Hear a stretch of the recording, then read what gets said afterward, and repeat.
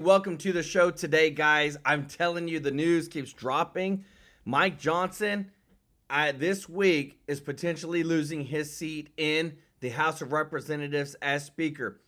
There's more reports that Speaker Johnson is struggling to meet Trump's demands, citing that, there's a lot of things that need to be worked out. We have to have democracy, working with the Democrats. But Trump said some of these things are non-negotiable. So it's crazy to see this, but he was really tied with the Democrats in the last bill that ultimately got thrown out. Also, Trump is now pushing for a constitutional amendment to impose term limits on members of Congress. This is a much needed thing. This broke earlier today, guys. People are fed up with the career politicians and they want to see change. And Trump says he is going to deliver that to them.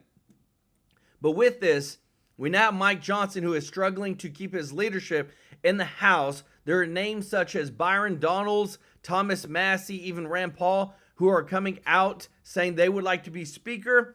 Also, Trump has not endorsed Mike Johnson to be Speaker. And this is where this leads a lot of people to believe that there's someone else that's going to replace him, as well as the comments that Trump has made.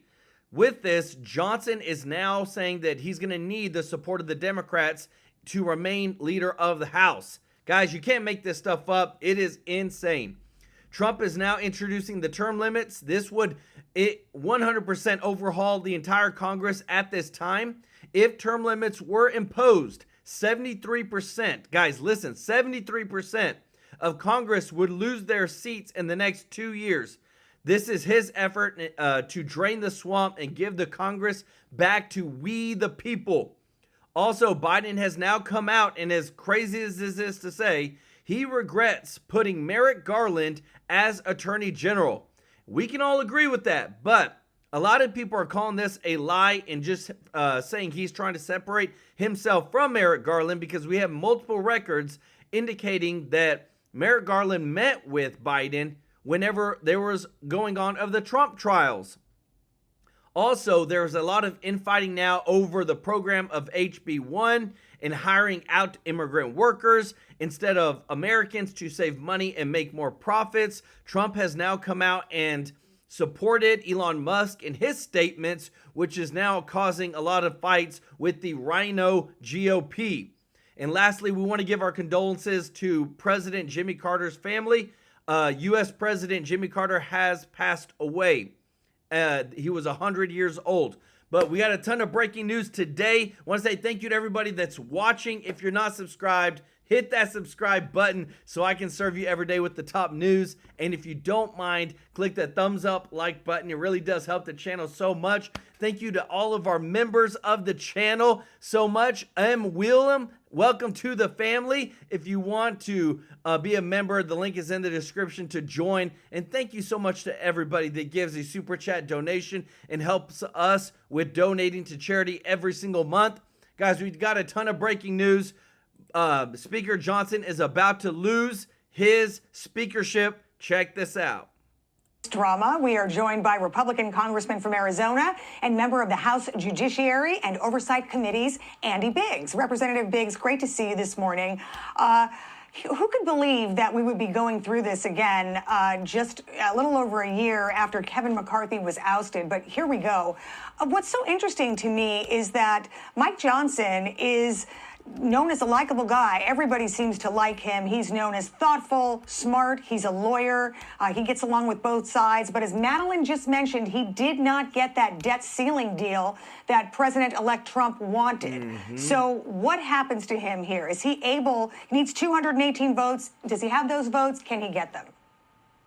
It's pretty darn close right now, Anita. You've got one member, and actually two members, who said they're not going to vote for him. One has said under any circumstance he's not voting for Mr. Johnson. And so for Mike to become Speaker again, he's going to have to have everybody else. Everybody. And there's a lot of discontent, particularly with what happened last week in the spending fight. But beyond that, the fact that we did that kind of spending fight 3 months ago, and then 3 months before that, and it just continues to go on. And maybe things were not done as openly and transparently We were promised no omnibus bill. Last week's first bill sure looked like an omni.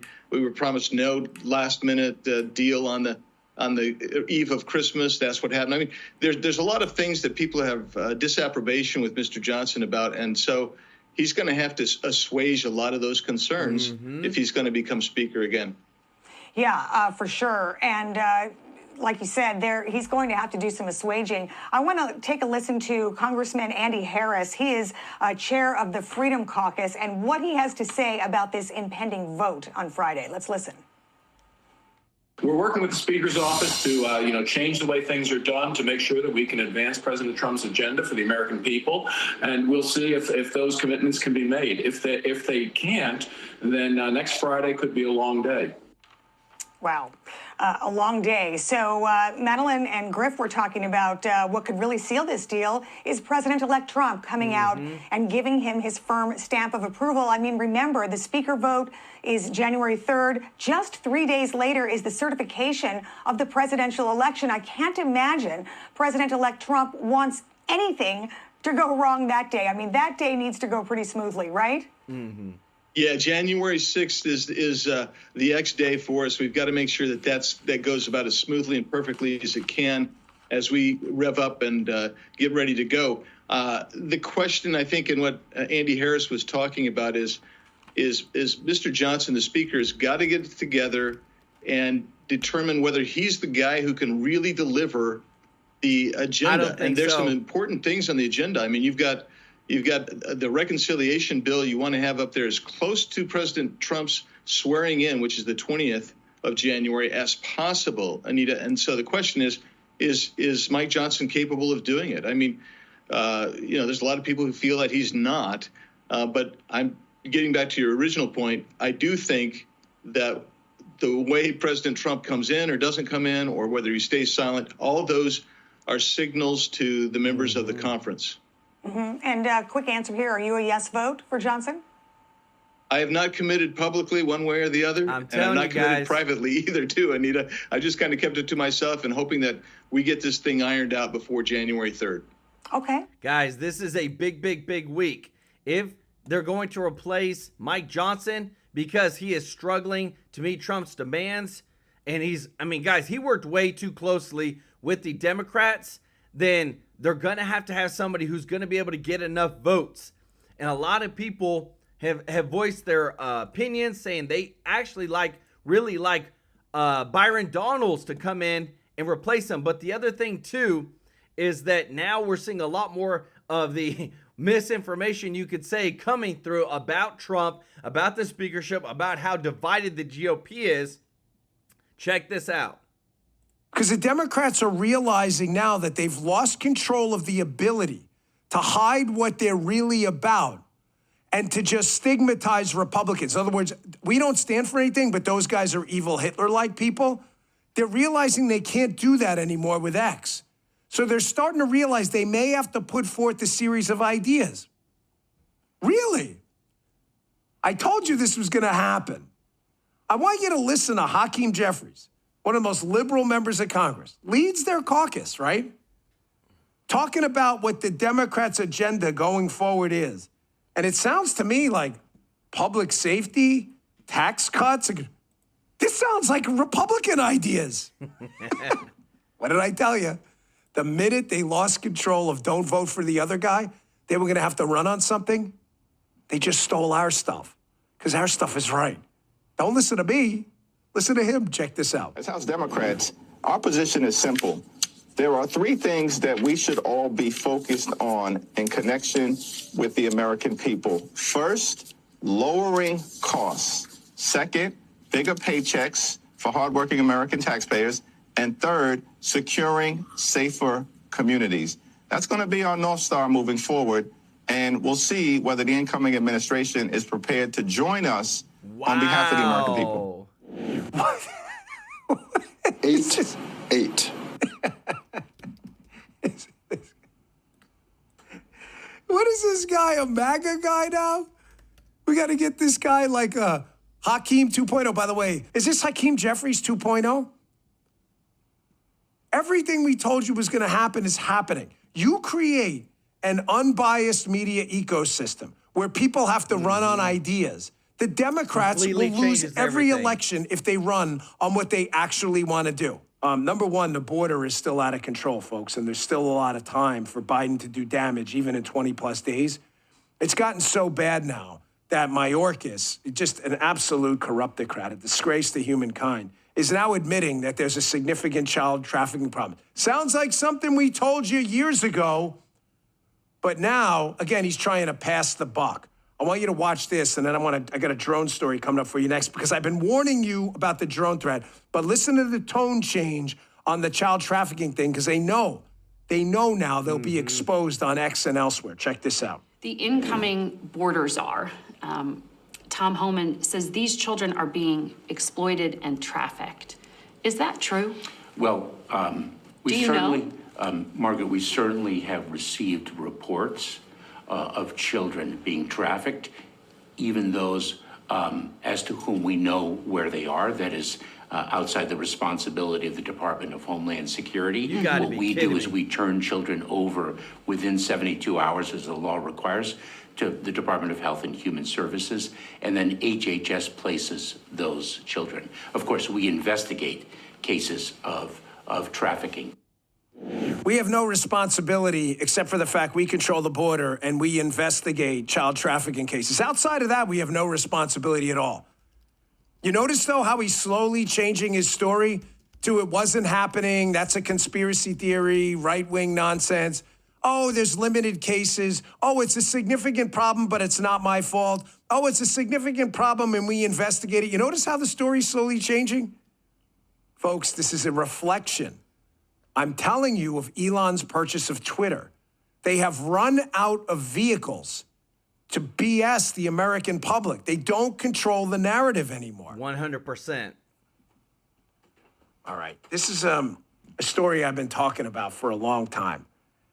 Listen, man, you better go get yourself some birdshot, because I'm telling you right now, I mean, I'm really into being prepared. Don't call me a prepper. I don't really care. Some people throw that word around like it's an insult. I'm like, well, an insult to who?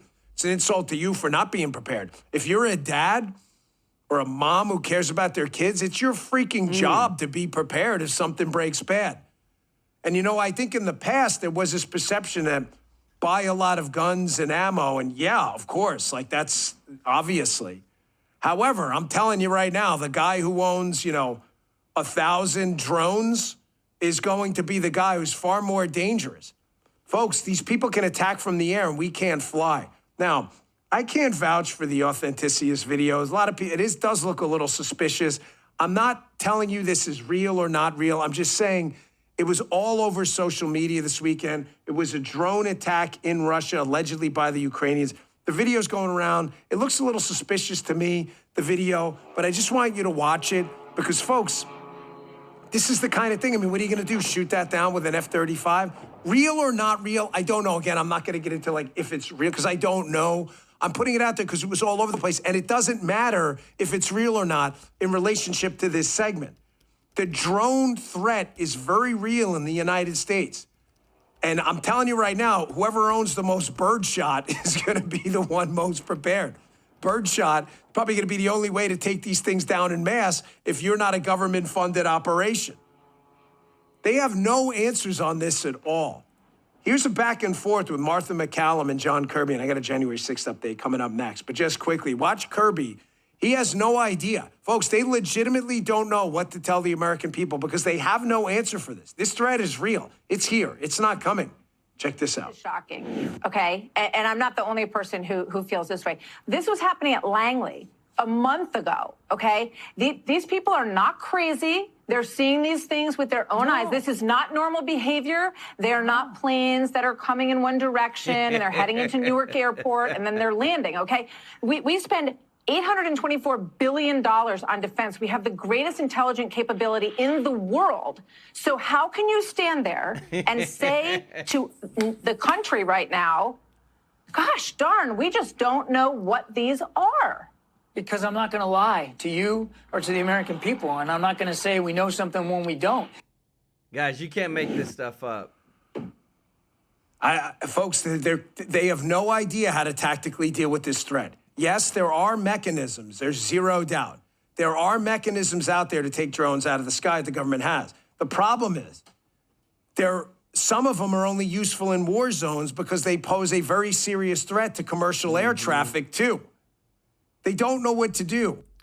Guys, and what's amazing to think is, just like that say, and that's what I do appreciate about with Fox, is that literally $824 billion, almost $1 trillion spent on defense, and we can't figure out what a dang drone is, where it's coming from, what's happening. It is literally, to me, it's all just corruption. It's all a cover-up. But this is what I wanted to show you next, because this is why a lot of people are super happy about Trump's next big move, which is Trump to push for a constitutional amendment to impose term limits on members of Congress. If this happens, everybody, check this out.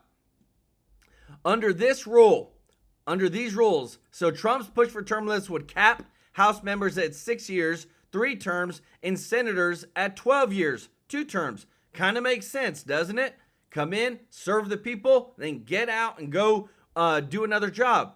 Under these rules, 73% of the 115th Congress would lose their seats, including 318 House reps, 161 Republicans, 157 Democrats, and 46 senators.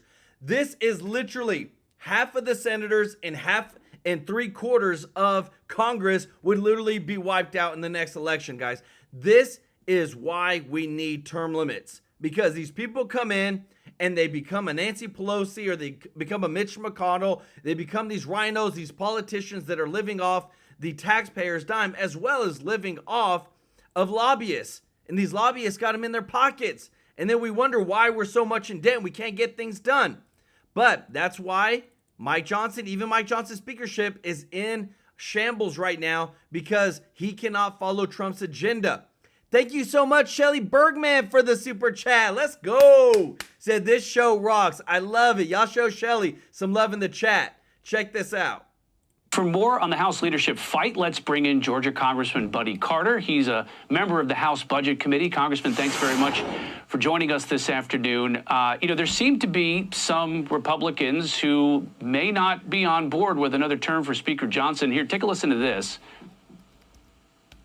I think that Mike has done an admirable job under tough conditions, but I'm going to keep my options open. I want to have a conversation with Mike. I don't know where this is going right now, but with Thomas Massie already saying he's a hard no, people like Victoria Sparks saying that they're likely a no, that's concerning. And we just got to make sure that we get the best person for the job under the circumstances. So what do you think, Congressman? Is this Congress going to start out with another protracted speakers fight? Well, I certainly hope not. I want to be perfectly clear. I fully support Mike Johnson. I think he's done as good a job as anyone could have done with the cards that he's been dealt. And then who else is going to do it? I mean, this is ridiculous. We have been given a mandate by the American people. President Trump has been given a mandate. The first 100 days are going to be extremely important. We do not need a protracted speaker's race. It's certainly not like we had 2 years ago. That's going to throw a kink into everything we're trying to do. And I would be remiss as the incoming chair of the Health Subcommittee if I did not mention that we've got a number of healthcare programs impacting children, mothers, and rare diseases that need to be addressed immediately. And this is on top of, there was a government funding bill on the table. It finally got one through on the finish line, but that expires pretty early in the new Congress. All of these things are sort of backing up the housekeeping that you have to do, like, elect a speaker, fund the government, and that pushes everything off, right? It does push everything off, and that's the last thing we need right now. I mean, and then you got the debt ceiling coming up. Now, we've got a gentleman's agreement with the president, and I think we can work through that. But at the same time, we do not need this kind of chaos that's going to interrupt us. We need to keep our eye on the ball. We need to be focused on what the American people want us to be doing. There was some criticism as part of this that Republicans needed to be able to negotiate with themselves and not just Democrats here. But when Republicans have had control of the House, there still have been outstanding government funding bills that just haven't been passed, even though you guys have had control of Congress with such narrow margins. Unity appears to be more important than ever. Do you think you're going to have it going into this Congress? I think that when it comes down to it, we will be together. I have to believe that. Look, all of us want to cut spending, Wow, and so that's why we're so close. excited about Doge and about. Guys, I'm going to call him out right there. Not everybody wants to cut spending. If they did, they would have already cut it. A lot of even this Republican, guys, you got to watch out, because just like I showed you, 75% of them are career politicians, and that's why Trump wants term limits. The opportunity that presents to all of us. You know, every American right now, because of our debt, owes $100,000 on our debt. We got to get that under control. We understand that. But until we address non-discretionary spending, that is Social Security, Medicaid, and Medicare, we're never going to get our debt under control. I'm glad you mentioned that, because there are a number of people out there who were saying we can't focus on that side of the budget, but you know, there's really no way that you can get to anywhere close to a balanced budget without touching that, right? Yep. Oh, absolutely. And listen, it would be political suicide if one party tried to do it without the other party's cooperation. This has got to be bipartisan. And you know, both parties have to understand that it's for the good of the country that we do this. We need to save Social Security, not cut it, not raise taxes, but save it. That's what we need to do. We need to address Medicaid and Medicare. And again, that's going to be one of my big focuses as incoming chair of the Health Subcommittee. What we do with the fastest growing area in our budget, Medicare, because of an aging population. And you're also part of the... Guys, and I'll tell you what, Social Security is one of the biggest scams ever. You could literally, if people would have paid into the S&P 500 or even a Walmart stock, instead of paying into Social Security, they would have millions waiting for them at retirement rather than a $1,500 check or a $1,800 check. Guys, there's a lot of things that need to be reformed, but one thing that is changing, which I'm super happy about, Greg Abbott is a G, guys. He has begun putting up billboards in El Salvador, Guatemala, Honduras, Mexico, and along the Texas-Mexico border in multiple languages, including Spanish, Arabic, Chinese, and Russian, saying literally this: don't come to Texas illegally or you will be arrested. I want to show you this quick chart, guys, because this isn't no game. Right now, look at this. Obama, how many illegal aliens by term? This is the encounters plus the known gotaways. Obama, Trump, Trump was smaller than Obama, but they're right around the same amount. Look what the Biden-Harris administration, and they want to talk about there's no issue at the border. We have a secure border. We know, well, of course, for them, they know what they're doing. They're bringing them in. But what I'm happy to hear is that some of the people that bought some of the border wall are actually returning it with no charge whatsoever. Thank God. They're doing this service to the country. Check it out. Declared victory after a federal judge in Texas put a stop to the Biden administration's effort to sell off the remaining scrap wall that he was going to use that obviously the Biden administration completely stalled. He writes on Truth Social, in a major crucial win for America and our national security, a federal judge in Texas, based on papers we filed just a few days ago, has prohibited the Biden administration from selling any materials designated for the border wall. That has been wrecked by Biden and his cronies, and which I'm going to rebuild in order to protect our country from violent migrant crime, fentanyl smuggling, sex trafficking, terror attacks, and other heinous nation-ending disasters. That's good news out of Texas. Thank you, Texas. Wow. Biden administration not able to sell off what's remaining of the border wall. Yes, Ken Paxton filing that lawsuit, the Attorney General of Texas. Tom Homan was talking about this yesterday on Fox News Live. It's disgusting that they're going to take that border wall, which like you just said, we paid top dollar for, and selling it for pennies on the dollar. Now we got to rebuy it. It's ridiculous. However, a little bit of good news. One of the companies actually reached out to me, willing to give us that border wall products back at what they paid for it, the pennies on the dollar, giving us back for the same price. So I think Ken Paxton, the AG in Texas, took immediate action. I know I've been working with Lindsey Graham, taking immediate action. So right now I think we got them stopped. but it's insulting. They wait 4 years just before we take control to sell a main piece of our plan to secure that border. And we had Chuck DeVore on earlier, and I talked to him about the wall. And one of the things that is so shocking when you go to the border is seeing piles of border wall rusting on one side, people coming across the border, and then massive protection around the detention centers where they're processing it. I also went to a center that was for unaccompanied minors. Wow, look at all that border I'm telling wall. you, Alcatraz is not more protected than, this. I mean, prisons are not more protected than this. The Biden administration did everything they could to make sure you did not know anything about the children that were coming across the border, the 300,000 that were missing, that remain missing, and the horrors that they went through. Rapes, little girls loaded up with birth control pills because the parents who sent them on this journey alone know that they're going to be raped, the number of tragedies that happened to them. And one of the people that has been, I think, a real hero in this, first of all, the group, the Texas Department of Public Safety, the DPS, but specifically Lieutenant Olivares, who has made it because he's a father, and these images have broken his heart, and he wanted America to know. He has made sure to let us know and show the photos, and we're the only network that's showing them, basically, of children who have come across the border alone. The latest. Wow. We just got these photos. This is a 9-year-old and a 5-year-old. Look at this. They came across alone with the cartels, and this often happens. The cartels get, for whatever reason, abandon these kids, and this is what happens. Texas DPS troopers recovered 2 unaccompanied female children. They were abandoned, as I said.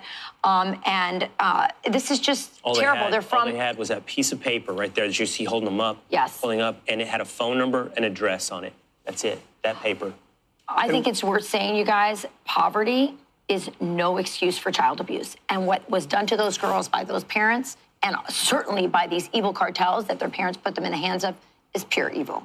And when you hand over the entire border to the drug cartels and the human smugglers, this is what you get. And one of the strategies that they will sometimes use, of course, is to deploy the people that they're smuggling, the humans, the children in this case, a 5-year-old and a 9-year-old. They'll drop them off in a place in order to divert Border Patrol over there so that they can sneak their more valuable for them drugs over in some other spot. And I think it's so important to show these pictures. Yes, it is. And it's so interesting because the most of the political media, they're always looking for heartrending photographs, and they want to show that. They don't show these, and there's a reason they don't show these, because they care more about protecting the Biden administration and the political left than they do about exposing the true human tragedy that is occurring at the border. We'll see. Guys, and that's the thing. You'll never see that on CNN,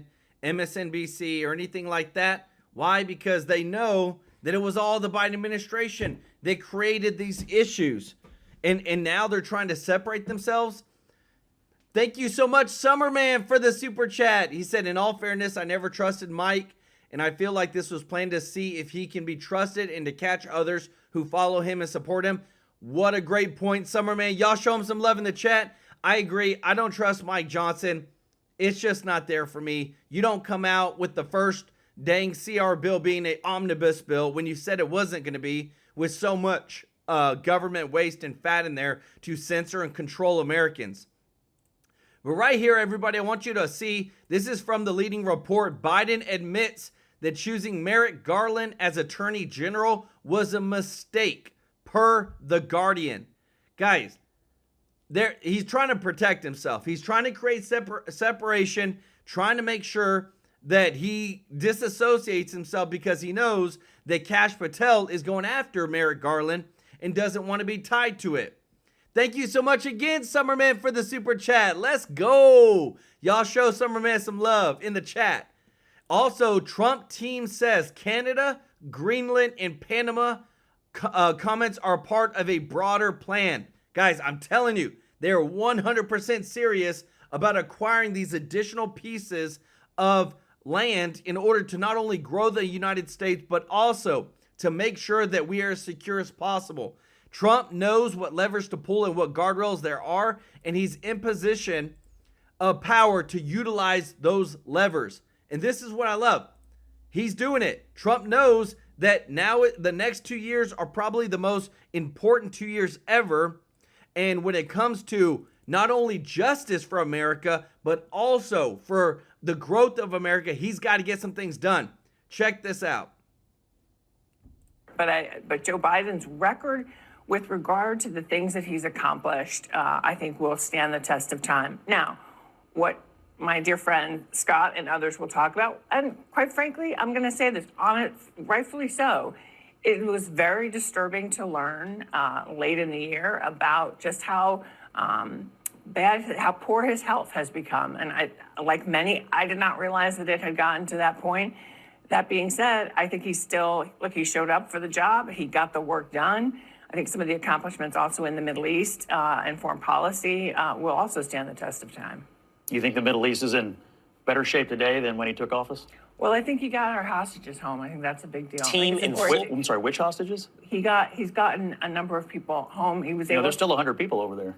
Well, there were more than including some Americans. Look, I think he's gonna leave office in disgrace. The Hunter Biden pardon was disgraceful. He's going to be remembered largely for inflation. Yep. And for the disastrous Afghanistan pullout.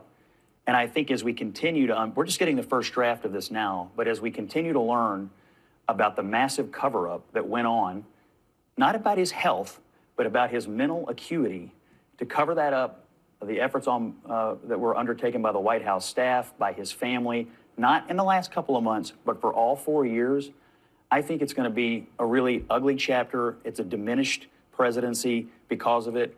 And I think we still don't know the full extent of what they did to try to hide what they've been doing over in the West Wing. So I think leaving in disgrace is when you have an insurrection at the Capitol. Like, that's leaving in disgrace. Being impeached twice is leaving in disgrace. So that's a difference. I think Joe Biden's going to be remembered in the short term for what you were talking about, whether or not he had the capacity to lead, who knew what when. I mean, there are many people outside of the very small network of Anita Dunn and Valerie Biden Owens and Jill Biden and Hunter. There aren't many people who knew the concerns that were there or whether or not he was up or fit for the job. And so those questions will be asked. Over the long term, this is somebody a lot like Mitch McConnell. You don't necessarily have to agree with everything they stood for. You don't have to agree with every vote. But you always knew they put the American people first. Guys, do you hear this? Again, how do you have an insurrection whenever nobody had any weapons? Again, it's all corrupt politicians. This is a chart showing you that, look, this is the percentage of Congress over the age of 70. Look how from 1820 all the way up to 2020, how it has grown exponentially. Why? Because they figured out the lobbyists, they figured out the career politicians, they're living off the taxpayers' dime, and that's why, again, too, Trump wants term limits. If we get term limits, half of the Senate is gone. 3/4 of Congress is gone, and we're getting new people that can only be in there for a certain time, so it's harder for them to be bought off, which I would love to see. But at the same time, too, Trump is not stopping. I'm telling you, what we're seeing now with the borders, with the Panama Canal, with Greenland, Canada, guys, there is stuff moving behind the scenes, and I'm so excited. Check this out. President-elect Trump's team in Florida to discuss the risk of imposing new trade tariffs and the northern border. The visit follows Trump offering Canada tax cuts if they agreed to become our 51st state. Former State Department senior advisor under Trump, Christian Whitten, joins us now. Christian, great to see you this morning.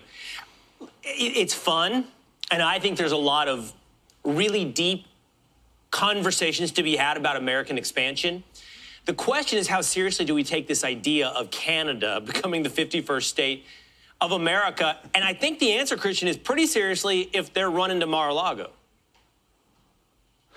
Yeah, I think it's serious. Now, they're running to Mar-a-Lago in panic mode. Justin Trudeau, the left-wing prime minister who is probably on his way out, probably will lose office along with his party this year, already went to Mar-a-Lago. Obviously, what he said and offered wasn't sufficient for Trump because Trump has been sort of having fun, I think, on Truth Social, on Twitter with this. You know, it's not a bad idea if you take the central provinces, if you take Alberta, Saskatchewan, parts of Manitoba, and if you take British Columbia, excluding Vancouver, which is very left-wing, those states make a lot of sense and would be a natural part of the United States and a link with Alaska, maybe with Greenland. If you take all of Canada, you're going to get a lot of lefties, a lot of socialists, some French speakers, and you're going to make America harder to govern or more liberal. So, I don't think it's a terrible idea, and I think a lot of those central provinces might like to be governed by Washington or at least have more self-governance rather than the pinkos in Ottawa who are unpopular. I think that's such a great point,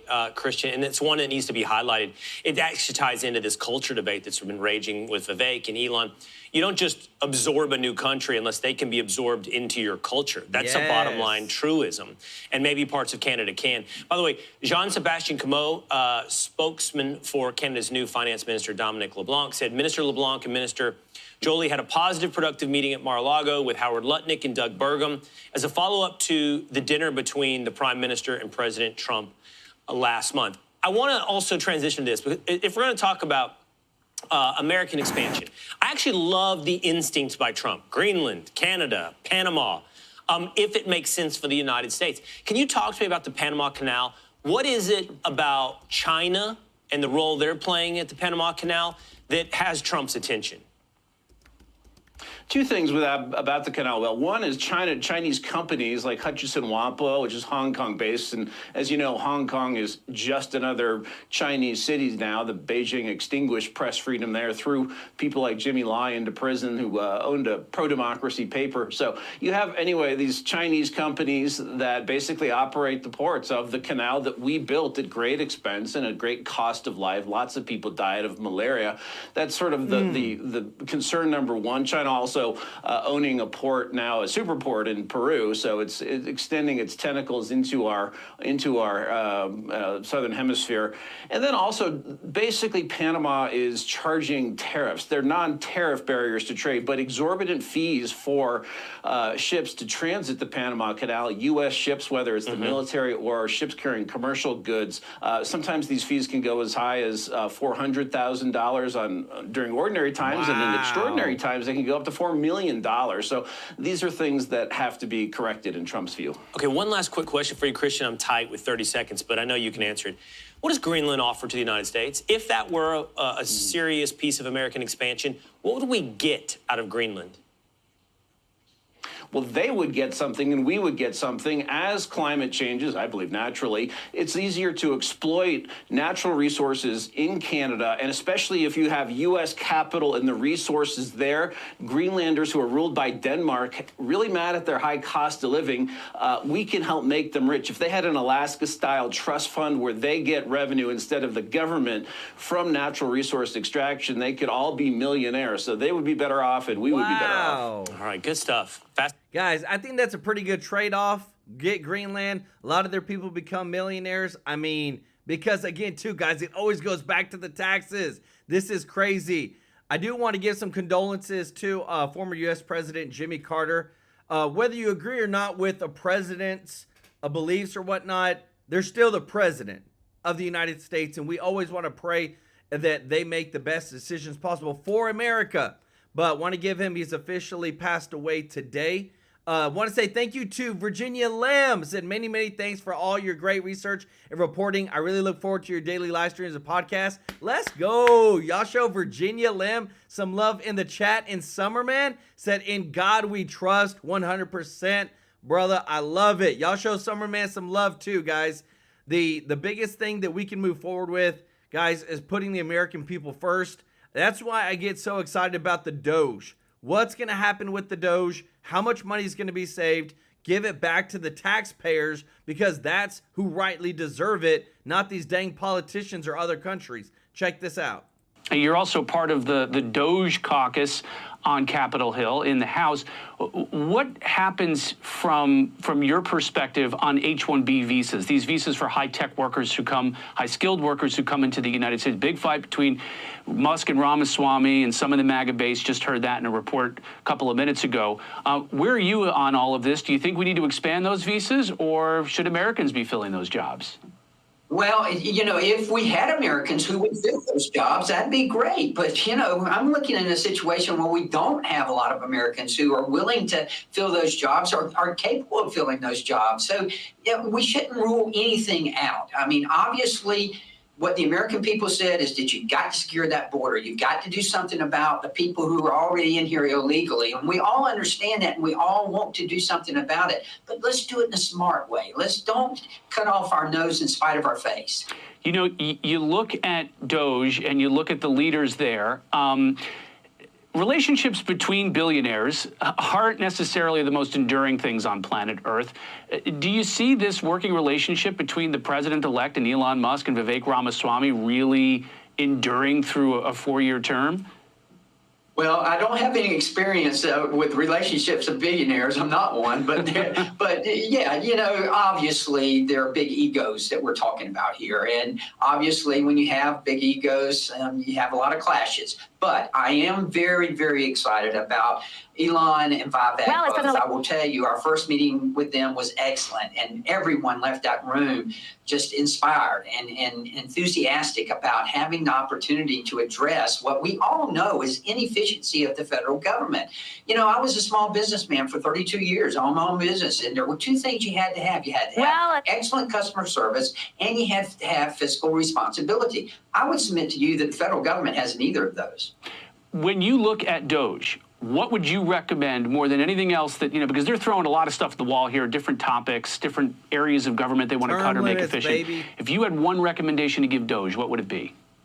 It would be address the United States Postal Service. Good enough. Okay, Congressman Buddy Carter. Guys, I'm telling you what, like you said, there's a lot of people that have different thoughts as to what should be done, where things should go, where the money is being spent and whatnot. But the biggest thing too is remember, it all goes back to the people who are running it. If Trump's push for term limits would cap House members at 6 years and senators at 12 years, 73% of the Congress would lose their seats. Guys, that is an exorbitant amount of people that would automatically have to be replaced. The elections would be crazy. But what does this do? It drains the swamp. And that's what we got to do. These people right here that have been in Congress 20, 30, 40, 50 years, even Mitch McConnell, who can't, they literally have these people. There's one congresswoman who's in a senior facility for memory. Can't remember. You've got Mitch McConnell who literally gives speeches and says, and just literally stops, and then everybody's wondering, like, what the heck's going on? And then, like, somebody comes up and says, do you want to say anything else more? And he doesn't even say anything. And then they say, you know, we're done here. We're done here. Guys, it's a joke to the American people, but it also makes us look like a joke when it comes to other countries, that we can't even control our own politicians because they can keep running and running. And right now we have this huge issue with the debt limit, and they're saying that that Biden is trying to really mess things up for Trump. Check it out. Is issuing a stark warning to Congress about the future of the debt ceiling. Treasury, this is what she says. She says, Treasury currently expects to reach the new limit between January 14th and January 23rd, at which time it will be necessary for Treasury to start taking extraordinary measures. I respectfully urge Congress to act to protect the full faith and credit of the United States. Here with more on this and what this means for you and your wallet, Fox News contributor and former Congressman Jason Chaffetz. So what are these measures that Janet Yellen is talking about when she says things are getting really bad? Well, they could start slowing down the spending. But, you know, the Biden administration could have done this months ago. They could have done it a year ago. They didn't take care of business when they were supposed to. They've been accelerating the spending. They haven't been slowing it down. That is absolutely ridiculous. They're trying to screw over Donald Trump as he comes into office. He's not even sworn in until January 20th, for goodness sake. So they didn't do their business, and now Donald Trump's going to have to come in and help clean up this mess. Yeah, it's kind of bogus, right? When they say, oh, we're running out of money. We gave $64 billion to Ukraine. They just approved yesterday, this past week, $1.2 billion for Ukraine. So don't tell me we're running out of money as you're willing to give it to Ukraine to defend their borders. Our borders are wide open. And we're talking about STEM programs here, Jason Chaffetz. We could have programs, job programs, STEM programs that employ our own people, but we don't have the money somehow. So how will this hamper the Trump administration? What do you expect that this dilemma of running out of money, how will that impact Donald Trump, and how will he deal with that? Well, it kind of gets into the weeds. It's sort of insider baseball, but it has to do with how they score tax cuts. So remember, when we had the first round of Trump tax cuts, everybody up and down the economic scale got tax cuts, right? When that happened, revenue to the Treasury went up. But when you look at how they score it within Congress, the Congressional Budget Office and whatnot, when they look at that, they say, oh, tax cuts, that's missed revenue. It's not. That's what accelerates the economy. Yes. That's what drives revenue to the Treasury. So that's what we have to look at. And so in order for Donald Trump to use the reconciliation package with Congress to actually implement things that are going to be stimulative to the economy and help drive down inflation, you've got to do two things. Put the tax cut in place, cut the spending, but the scoring slows you down. And that's what Donald Trump's going to have to tackle right out of the chutes. Yeah, I mean, there's no question. We're just spending too much. We're printing too much money. And at some point, these chickens are going to come home to roost. And so that leaves a lot on the plate. That's right. When Donald Trump and the new Congress comes in. Let's talk about you, because you are hosting Sunday Morning Futures this week. Guys, one of the biggest things, too, when we look at where's the money being spent? What is Trump trying to do? The biggest thing is this. So many countries we're literally getting screwed over by so many other countries. And just like this, Trump threatens the European Union again with major tariffs. He said, I told the European Union that they must make up their tremendous deficit with the United States by the large-scale purchase of our oil and gas. Otherwise, it is tariffs all the way. Because again, too, they're literally buying most of their oil from Russia. This literally makes no sense. You got India, who just made this huge deal to buy oil from Russia, which has helped fueling them. And we're sitting over here, and Trump's like, you see, does everybody not see this? Am I the only one that sees this? But this is, again, too, guys, corrupt politicians will always get America screwed over. I want to say thank you so much, Judy Lynn, Loving Spirit, for the super chat. She said, 1 John 2:6, he who says he abides in him ought himself also to walk just as he walked. 100%. Y'all show Judy some love in the chat. Guys, I'm telling you, the more and more that we get closer to Trump taking over office, the more that we get closer to who is actually going to be running. Like this right here, that we see with not only the term limits, but also with Speaker Johnson not being able to essentially give Trump what he needs. He sided with the Democrats. And that's truly what's bothering me. I feel like more than ever, we have exposed all of the rhinos. We have made sure that Trump knows who he's going to put forth. He tried to put Matt Gaetz in. That didn't work. He's got Pam Bondi. Things are looking okay with her. But more and more, as we're getting closer, the Doge team is revealing so much corruption, guys. I want to show you this one last thing, because the amount of waste, you cannot make this up, guys. The amount of waste is literally mind-blowing. So Department of Government Efficiency put the U.S. government spent your tax dollars in 2024, $7 million on various projects studying magic. They studied magic, $7 million. $1.5 million to use kittens in a study to analyze motion sickness. $419,000 to determine if lonely rats sought cocaine at a greater frequency than happy rats. And then $123,000 teaching children in Kazakhstan how to go viral on social media. And then the State Department spent $4.8 million on influencers. Guys, this is the amount of this waste happens every single day. And and I hate it because these Congress people literally sit there and say, we don't know why we can't cut spending and it's hard and we can't do this and we just don't have the money. It's because of this stupid crap right here that happens every single year. Rand Paul just showed us over $1 trillion in government waste has happened in the past year. Over $1 trillion. I'm ready for a new beginning, guys. Let me know your thoughts. I'm ready to see something change. I want to say, if you're watching, hit that subscribe button so I can serve you every day with the top news. We do Monday through Friday, 2 shows a day, one on Saturday, one on Sunday. And if you don't mind, click the thumbs up like button, guys. It really does help the channel so much. And thank you to all of our members of the channel. I love our chat. I love the interactions. I mean, somebody even put in there, they asked me if I was legal, which is hilarious. But, I mean, I guess you really never know, right? No, I was born in Hobbs, New Mexico. That is my hometown. And then lived there for only like 4 or 5 years. Moved to North Carolina and then moved to Tennessee, where I've been here for the past 25 years. I'm American born. I love it. This is my country. I put America first above anything else.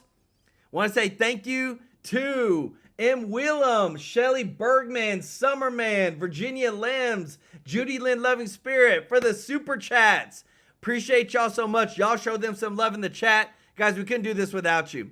Appreciate you so much. We'll be bringing the top news to you every single day. And also, too, Carol Krisafi said, did Elon buy MSNBC? Guys, there is talks right now. There is talks right now because, again, Elon said he wants to expand X. They're going to be doing payment systems through X. They're going to be doing a phone number through X.